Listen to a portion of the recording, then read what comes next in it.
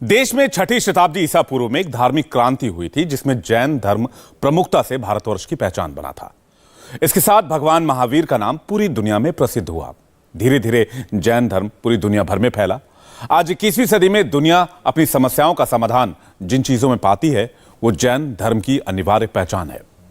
देश के सबसे धनी, देश के सबसे शांतिप्रिय, देश के विशुद्ध शाकाहारी, ये सभी विशेषण जैन समाज के लिए इस्तेमाल होते हैं। लेकिन अब जैन देश में अल्पसंख्यक हैं। यूं तो इनकी आबादी देश में 45 लाख बताई जाती है, लेकिन जैन समुदाय का मानना है कि संख्या 3 करोड़ में है। देश में पहली बार जैन समाज सड़क पर उतर आया है। शहर शहर लाखों की भीड़ चर्चा का विषय बनी हुई है। जैन समाज अपनी तीर्थ स्थल झारखंड का समेत शिखर को टूरिस्ट स्पॉट बनाने और गुजरात के पालीताना में अवैध कब्जे और तोड़फोड़ का विरोध कर रहे हैं।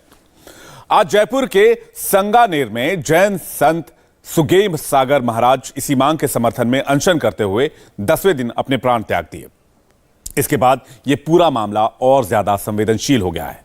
लेकिन देश में हिंदू मुसलमान की राजनीति करने वाले असदुद्दीन ओवैसी जैन विवाद में बहुत वोकल हैं। वो इसे बहुसंख्यक बनाम अल्पसंख्यक का विवाद बनाना चाहते हैं। कल मुंबई के आजाद मैदान में एक बड़ा प्रदर्शन है। सरकार ने जैन समाज से 16 जनवरी तक का वक्त मांगा है। पर्यटन और पुण्य तीर्थ के बीच छिड़े इस विवाद की जांच इंडिया टीवी संवाददाता गौनिका ने की है ग्राउंड जीरो से। आइए देखते हैं एक रिपोर्ट।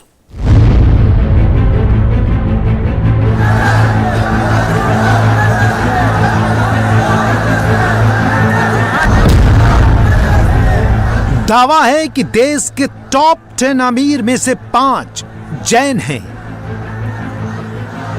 लेकिन आजादी के बाद पहली बार जैन गुजरात के सूरत में सड़कों पर क्यों उतरे हैं? पवित्र तीर्थ क्षेत्र की रक्षा के लिए और सुरक्षा के लिए हम क्या करेंगे वो सवाल नहीं है। हमारे परम पावन पवित्र गुजरात में आए श्री शत्रुंजय गिरिराज की रक्षा के लिए और झारखंड में आए श्री समेत जी तीर्थ की रक्षा के लिए क्या नहीं करेंगे वो सरकार के सामने हमें बताना है।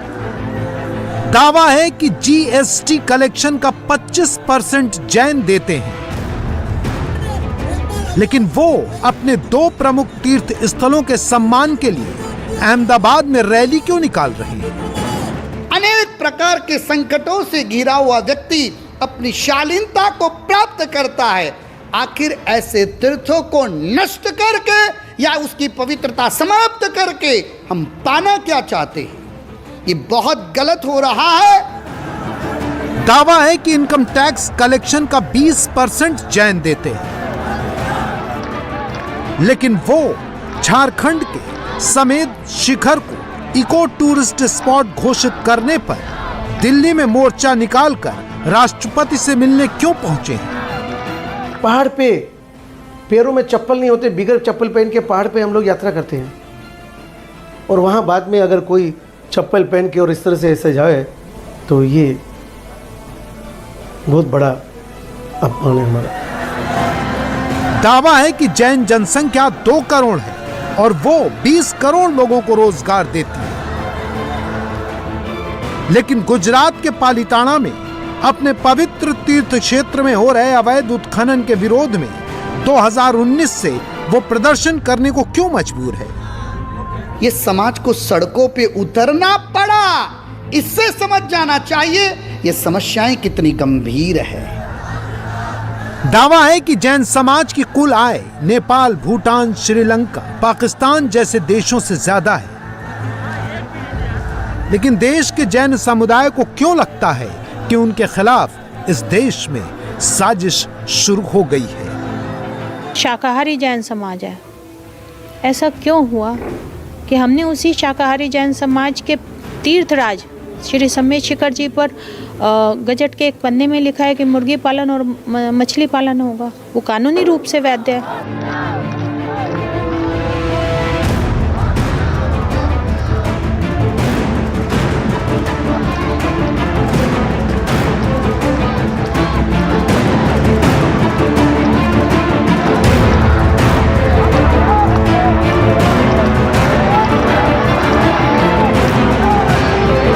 देश का सबसे धनी समुदाय सड़कों पर क्यों है? अगर हमें तो तलवार उठाना पड़ेगी तो हम तलवार भी उठाएंगे। देश के सबसे अहिंसक लोग गुस्से में क्यों हैं? 1 2 3 4 जय धर्म की जय जयकार। देश के सबसे शांतिपूर्ण लोगों में आक्रोश क्यों है? हमारा जो प्राणों से प्यारा सम्मेद शिखर है वो हमें वापस दे। देश के दानवीरों को साजिश का शक क्यों? नहीं देंगे, नहीं देंगे, नहीं देंगे। आपके सामने भारत का नक्शा है। इसमें 2 जगहों पर लोकेशन चमक रहे हैं। एक जगह है झारखंड का समेत शिखर और दूसरी जगह है गुजरात का पालिताना। इन 2 जगहों पर जैन समुदाय के सबसे पवित्र तीर्थ स्थापित हैं। ये दोनों महान पवित्र तीर्थ है।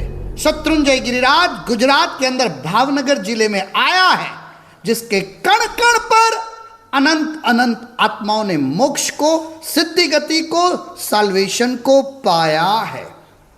और झारखंड के अंदर सम्मेत शिखर जी, जहां पर इस 24 के 20 तीर्थंकर, बनारस से जो पार्श्वनाथ परमात्मा हुए, ऐसे 20 तीर्थंकर परमात्मा की निर्वाण भूमि और अनंत आत्माओं की सिद्ध भूमि, ये जैनों के 2 सबसे महान तीर्थ है। अब हम आपको दोनों पुण्य तीर्थ के दर्शन करवाते हैं। गुजरात के शत्रुंजय शिखर समूह में 9 जगहों पर करीब 1000 छोटे बड़े धार्मिक स्ट्रक्चर हैं। विश्वास है कि 24 जैन तीर्थंकरों में से 23 इस क्षेत्र में आए। माना जाता है कि 11वीं शताब्दी के करीब से इनका निर्माण शुरू हुआ। समेत शिखर भी पहाड़ी पर स्थित पुण्य स्थल है। इसे 20 जैन तीर्थंकरों का निर्माण स्थल माना जाता है। अब हम आपको यहाँ विवाद की वजह भी सुनाते हैं। ऐसे दोनों महान तीर्थों को उसकी पवित्रता से नष्ट करने के लिए, उसकी पवित्रता को खंडित करने के लिए विभिन्न प्रकार के षड्यंत्र चल रहे हैं और इससे जैन समाज बहुत ज्यादा व्यतीत है। जैसे शत्रुंजय गिरिराज गुजरात के अंदर भावनगर डिस्ट्रिक्ट में, वो वहां काफी खनन शुरू हो चुका है। चारों तरफ से पहाड़ को काटा जा रहा है और असामाजिक तत्व वहां कुछ भी धर्मस्थान बना लेते हैं, रोज विवाद शुरू कर देते हैं। सरकार को बार बार निवेदन करने के बावजूद चाहिए वैसा रिजल्ट नहीं आया।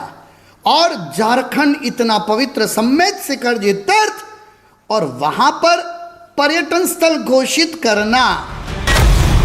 सबके जहन में एक सवाल है कि अचानक जैन विरोध प्रदर्शन कैसे शुरू हुए और ये इतने विशाल कैसे हैं? क्योंकि ये माना जाता है कि जैन तो संख्या में कम है और हर जगह बहुत छोटी छोटी आबादी में रहते हैं। ऐसे में जगह जगह इतनी बड़ी संख्या में व्यवस्थित और एक जैसे रंग रूप वाले प्रदर्शन आयोजित कैसे हो रहे हैं? ये धार्मिक भावना को लगी ठेस है या फिर धार्मिक वजह की आड़ में कोई और ही प्लॉट तैयार हो रहा है? तब भी उन्होंने, तत्कालीन झारखंड सरकार ने जो रिकमेंडेशन दी केंद्रीय वन मंत्रालय ने, उसके लिए इनिशियल गजट निकाला, लेकिन जैन समाज की अनुमति नहीं ली।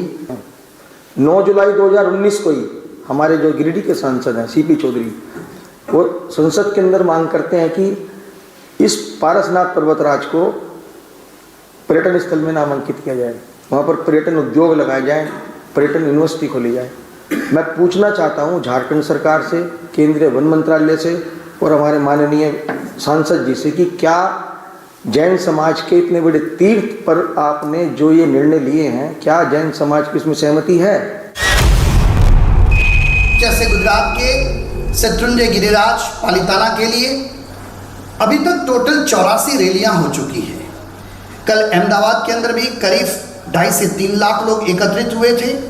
बॉम्बे के अंदर अलग अलग स्थानों में रैलियां हुई, 5 लाख से अधिक लोग सड़कों पर आए थे। यानी ये जो विरोध प्रदर्शन हो रहे हैं, ये अचानक नहीं है। लंबे समय से शिकायत का निपटारा न होने के कारण ये हालत है। नतीजा, जैन प्रदर्शनकारी दिल्ली भी आ गए और राष्ट्रपति से भी मिले। बात आम लोगों से आगे निकलकर धर्म गुरुओं तक आ गई। सोशल मीडिया बहुत सक्रिय भूमिका निभा रहा है। सम्मेद शिखर जी के विषय में मैंने अनेक बार बात की है, क्योंकि शिखर जी तो हमारा सर्वस्व है और सर्वस्व के प्रति सर्वस्व अर्पित करने की बात हो तो भी हमें पीछे नहीं होना चाहिए। इसकी पवित्रता को अक्षुण्ण बनाए रखना हम सबका दायित्व है और इसके लिए हम सबको प्राणपण से अर्पित रहना है। हमारी अपनी जिम्मेदारी है। लेकिन आज जैसा मुझे मालूम पड़ा, दिल्ली में लोगों ने बड़ा मार्च निकाला, मुंबई, अहमदाबाद, देश के अन्य शहरों में भी ऐसा प्रदर्शन हुआ। सरकार पर दबाव बनाने के लिए बहुत अपेक्षित है और जब दिल्ली में कुछ होता है तो दिल्ली में तो भारत का दिल बसता है, उसकी धड़कन पूरे देश में होती है। मैं आपसे निवेदन करना चाहता हूं, मैं भारत सरकार से कहना चाहता हूं, राम मंदिर बना, हमारे हृदय झंकृत हो गए, हम खुश हो गए। देश का एक एक जैनी बोला जय श्री राम का नारा लगाया, राम मंदिर बना, जैनों ने उसका बहुत स्वागत किया। और तो और हमने पवित्र तीर्थों की मिट्टियां ले जाकर राम मंदिर के नींव में ले जाकर के रखी। ये जैनों ने प्रदर्शित किया है, ये जैनों ने सह अस्तित्ववाद का प्रदर्शन किया है।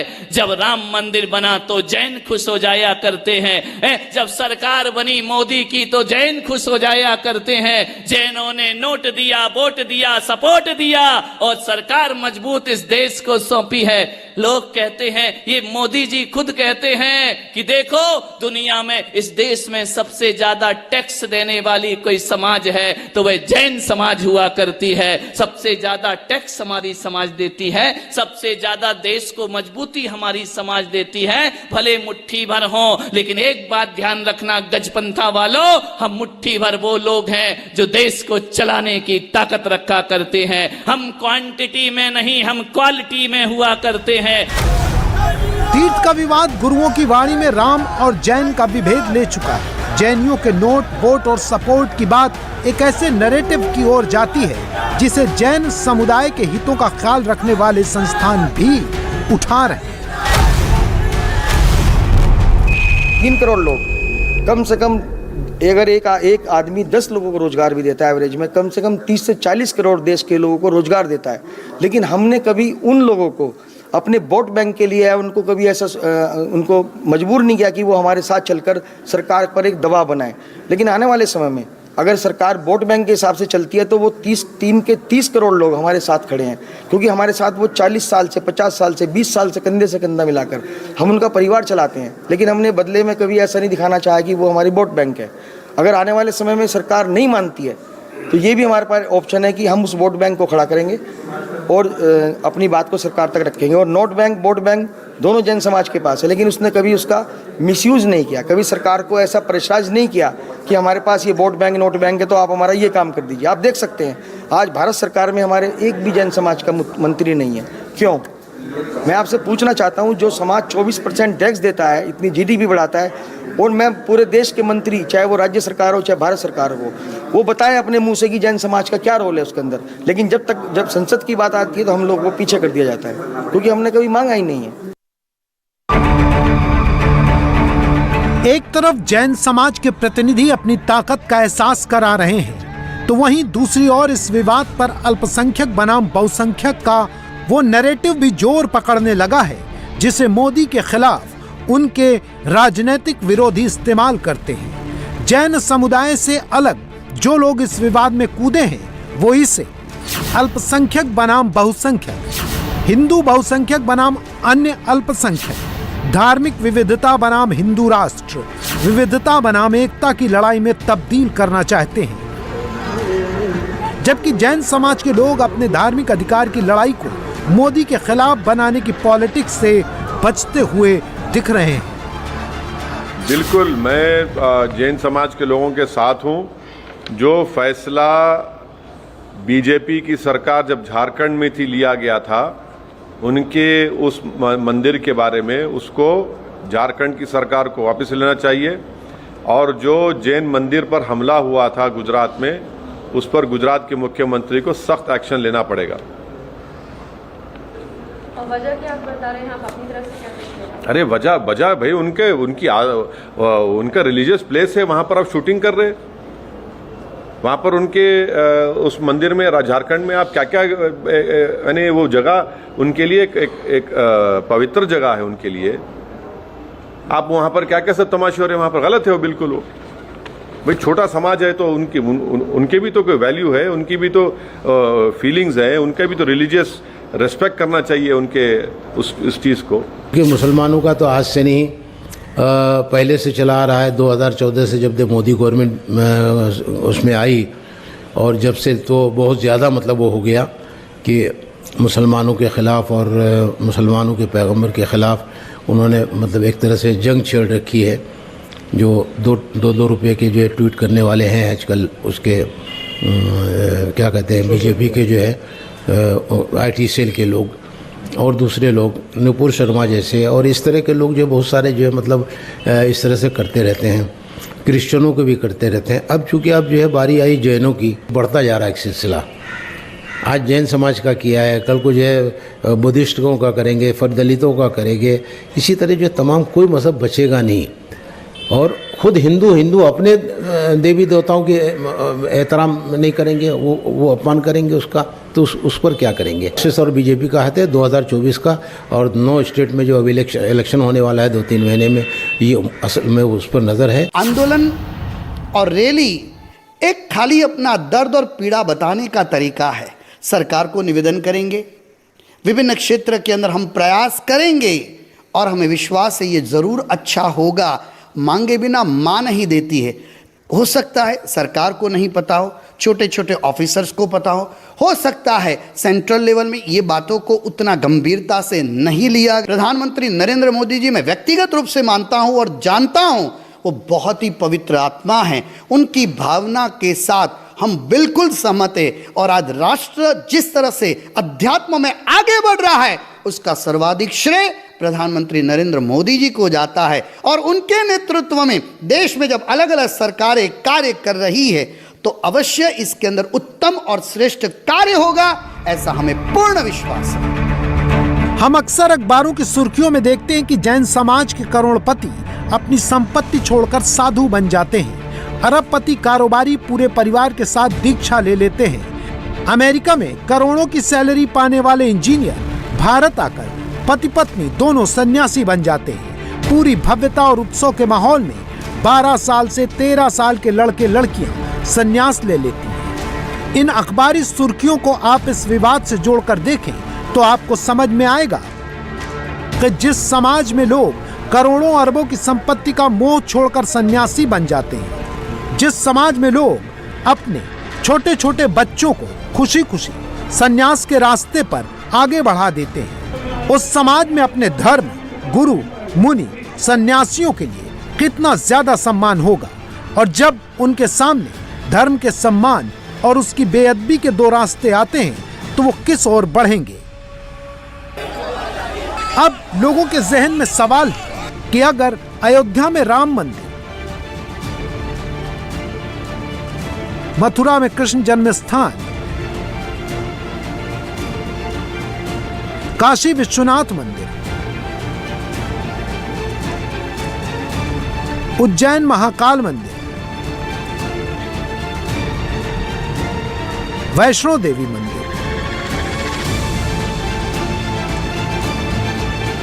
हरिद्वार, ऋषिकेश आदि धार्मिक स्थलों का विकास पर्यटन सुविधाओं के साथ किया जा सकता है, तो फिर जैन धार्मिक तीर्थ में पर्यटन की सुविधाएं बढ़ाने में क्या दिक्कत है। आखिर अभी भी तो जैन तीर्थ में पूरे देश से लोग पर्यटन के लिए आते ही हैं और सरकार धार्मिक पर्यटन का विकास भी कर रही है। बौद्ध सर्किट और राम सर्किट की स्थापना भी हो रही है। तो जैन तीर्थ में पर्यटन सुविधाओं का विकास तो भक्तों को सुविधा ही देगा, फिर इसका विरोध क्यों। अगर शराबबंदी और मांसाहार की पाबंदी के साथ इसे शुरू किया जाए तो क्या विरोध हो सकता है। सरकार को समाज के साथ, जैन समाज के साथ मिलकर ही बात करने भी समाज के भावनाओं के अनुरूप उनको निर्णय लेने पड़ेंगे। और हम ये चाहते हैं कि न तो शिखर जी में पर्यटन स्थल होवे, उसको रोका जावे, और पालिताना शत्रुंजय जिले में भी असामाजिक तत्वों को तुरंत प्रभावी से रोककर हमारे क्षेत्र हमारा है, हमारा ही रहेगा और हमारा ही था, हम ये मानते हैं, दृढ़ विश्वास है। और हमारी आस्था के केंद्रों पे हम कभी भी ध्यान दे देंगे, लेकिन दूसरों को इस तरह से अतिक्रमण नहीं करने देंगे। आप जितने कड़े कायदे कानून बनाएंगे उसका हमेशा उल्लंघन होता है, और आप ये चेक नहीं कर सकते कि कौन व्यक्ति शराब लेके आ रहा है या कौन व्यक्ति नॉनवेज लेके आ रहा है, क्योंकि ये पॉसिबल नहीं है। इतनी सारी जैन समाज की इतनी सारी भीड़ वहाँ आती है, इतने सारे लोग वहाँ दर्शन करने आते हैं, उन्हें भी काबू करना मुश्किल है। तो आप जब इसको पर्यटन स्थल घोषित कर दोगे तो किस किस को काबू करोगे आप? तो इससे अच्छा ये है कि इनको पर्यटन स्थल न घोषित करते हुए इनको धर्म स्थल ही रहने दीजिए। ये हमारे तीर्थ है, जहाँ 20-20 तीर्थंकरों का निर्माण स्थली है, वहाँ इसे बाधित नहीं करना चाहिए। पहाड़ पे पैरों में चप्पल नहीं होते, बिगर चप्पल पहन के पहाड़ पे हम लोग यात्रा करते हैं, और वहाँ बाद में अगर कोई चप्पल पहन के और इस तरह से ऐसे जाए तो ये बहुत बड़ा अपमान है हमारा। टूरिस्ट सीजन आप कहीं और बनाए ना। आज भारत देश के अंदर बहुत सारी जगह है, क्या यही एक जगह है कि इसको टूरिस्ट सीजन बनाया जाए? हम लोग पॉलिटिक्स आदमी तो है नहीं, जो हम कैसे पता करें कि इसमें क्या कौन क्या गेम खेल रहा है, ये हमारी समझ से बाहर है। हम यही सोच रहे हैं कि ये क्यों किया गया। पहली बात तो ये क्यों इसको टूरिज्म रीजन बनाया गया, क्या जरूरत थी इसको बनाने की? चल रहा है इतना वर्षों से, हजारों साल से चल रहा है, परंपरा को क्यों तोड़ा आपने? तो यह नियम अभी बनाना जरूरी था? सोए हुए को जगाया। केंद्र सरकार ये दोनों तीर्थों को जैन समाज को समर्पित कर दे, उसके लिए जो भी व्यवस्थाएं करनी है जैन समाज तैयार है। दूसरा, दोनों स्टेट गवर्नमेंट ये दोनों तीर्थों को पवित्र तीर्थ स्थल घोषित करते हुए अहिंसक, पवित्र और व्यसन मुक्त तीर्थ स्थल घोषित करे, और वो तीर्थ का जितना एरिया उसके अलावा 10 किलोमीटर के एरिया के अंदर ये अपवित्र चीजें यहां पर न आए। और तीसरा, हमारा समाज ये दोनों तीर्थों के लिए बहुत बड़ी धनराशि व्यय कर रहा था, अब और बड़ी धनराशि व्यय करके वहां पर प्रेम, मैत्री, खुशहाली और सुख शांति बहाल करने का संपूर्ण प्रयास करेगा। पुण्य तीर्थ की पवित्रता और पर्यटन के विकास की इस लड़ाई के बीच सच को समझने हमारी एक टीम झारखंड के समेद शिखर तीर्थ पहुंची। संवाददाता गोनिका अरोड़ा ने तीर्थ स्थल तक यात्रा की और ये जानने की कोशिश की कि जैन समुदाय की आपत्तियों और सरकार के दावे में कितना फर्क है, और क्या सच में इस स्थल को इको टूरिज्म सेंटर बनाने से इसकी पवित्रता नष्ट हो जाएगी। हम ये यात्रा ऊपर से नीचे की ओर शुरू करते हैं। अब हम आपको इसके आसपास का एरिया दिखाते हैं। दरअसल ये सबसे ऊंचा पहाड़ है झारखंड का, जहां पर ये मंदिर है। इसके अलावा ये पूरा आसपास सिर्फ और सिर्फ आपको पहाड़ी क्षेत्र दिखाई देगा। ये पूरी यात्रा 9.5 किलोमीटर की सिर्फ एक तरफ से है। इसके अलावा पूरे पहाड़ की वंदना 9 किलोमीटर की है, और उसके बाद वापसी की यात्रा भी लगभग 9-9.5 किलोमीटर की है। तो कुल 27 किलोमीटर की यात्रा है, जो सभी जैन धर्म के अनुयायी हैं वो यात्रा करते हुए इस तरीके से पैदल ही यहाँ पर आते हैं। और कई लोग ऐसे हैं जो बिना खाए, बिना पिए, इसके अलावा मौन व्रत करते हुए इस पूरी यात्रा को करते हैं। हम भी यहाँ पर पहुँचे हैं। पर्वत पर चढ़ते वक्त जैन समाज की आपत्तियों की सच्चाई गोनिका ने कैसे परखा, समझिए।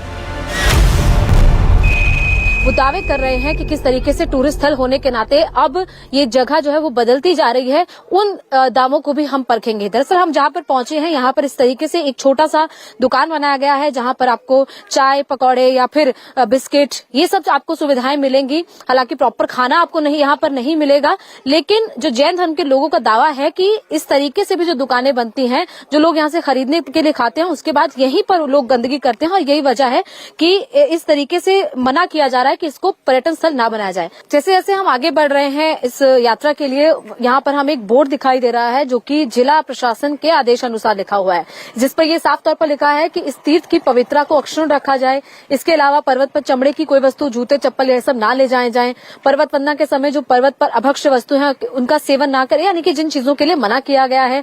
इसके अलावा धूम्रपान और मद्यपान ये निषेध है, और कोई भी वंदना मार्ग में मल मूत्र का त्याग ना करे, पवित्रता इसकी बनाए रखे। इसके अलावा किसी किसी भी तरीके से गंदगी ना फैलाई जाए। ये दरअसल दिगंबर जैन तीर्थ क्षेत्र कमेटी की तरफ से लिखा गया और जो आदेशानुसार है वो जिला प्रशासन की तरफ से लिखा गया है। हालांकि जब हम यहाँ पर देख रहे हैं तो हमें पूरा यहाँ पर गंदगी दिखाई दे रही है। लोगों ने खा पीकर जो रैपर्स हैं वो यहाँ पर फेंके हुए हैं, प्लास्टिक की बॉटल्स यहाँ पर पानी की दिखाई दे रही हैं। ऐसे में ये भी वो कंसर्न है जिसको लेकर जैन समाज के लोग कह रहे हैं कि इस तरीके से यहाँ पर गंदगी मच रही है। इस तरीके से जो लोग बाहर से आ रहे हैं, जिनको इस क्षेत्र के बारे में ज्यादा जानकारी नहीं है, जो एज टूरिस्ट यहाँ पर आ रहे हैं, हम यहाँ पर आपको तस्वीर दिखाएं। देखिए यहाँ पर आपको सिगरेट का डब्बा दिखाई देगा। इसके अलावा जो यहाँ पर पन्नियां फैलाई गई हैं, जो भी लोग खाते हैं उसका सेवन करके उसके बाद पन्नियों को यहीं फेंक देते हैं। तो यही यहाँ के जो जैन धर्म के लोग जो यहाँ पर यात्रा करने के लिए आते हैं उनके लिए पवित्र तीर्थ स्थल है। उनका यही कहना है कि इस तरीके से यहाँ पर इन चीजों का सेवन होता है। यहाँ पहुंचकर गोनिका ने जैन धर्म गुरु से मुलाकात की और अपनी यात्रा के सच बताए। उनसे कुछ सवालों के जवाब भी मांगे। गैजेट निकला है, उस गैजेट में नोटिफिकेशन जो आया है उसको लेकर जब वो तैयार किया जा रहा था तो क्या जैन समाज के लोगों से, आप लोगों से, किसी से भी जैन मुनि किसी से क्या सुझाव लिया गया था, कोई परामर्श लिया गया था कि इस तरीके से पर्यटन स्थल बनाने को लेकर यहाँ पर बातचीत चल रही है? देखिए, नोटिफिकेशन सरकार ने जारी किया है, उसके बाद 60 दिन की अवधि में आपत्तियां मंगाने की जो औपचारिक खानापूर्ति वो की गई, पर उसका कोई किसी अखबार में, किसी न्यूज संचार माध्यम में कोई सूचना नहीं दी गई। यहाँ इतनी सारी संस्थाएं हैं, उनमें किसी को आधिकारिक रूप से कोई सूचना नहीं दी गई। तो जैन समाज इससे अनभिज्ञ रहा, उसको कुछ पता ही नहीं चला कि यहाँ क्या हो रहा है, क्या नहीं हो रहा है। ना संवेदनशील मुद्दा है कि पता लगते ही आग लग गई। जब तक लोगों को मालूम नहीं था तब तक इसके लिए कोई पता नहीं था, कोई प्रतिक्रिया नहीं थी। लोग आ रहे थे, जा रहे थे। मालूम पड़ने के बाद तो प्रतिक्रियाएं होगी, ये स्वाभाविक प्रक्रिया है, स्वस्फूर्त भावना है। इसका कोई आंदोलन किया नहीं गया है, लोग आंदोलित हैं। आंदोलन किया नहीं गया, लोग आंदोलित हैं। सरकार ने अभी 16 तक का समय मांगा है, तब तक जैन समाज भी शांतिपूर्ण प्रदर्शन करेगा। लेकिन ये तय है कि वो अपने तीर्थ को अपने प्रबंधन में रखना चाहते हैं और साथ ही स्थानीय क्षेत्र का विकास भी करने को राजी हैं। इंडिया टीवी हर वक्त हर जगह डाउनलोड करने के लिए सर्च करें India TV news Google play store या ऐप स्टोर पर।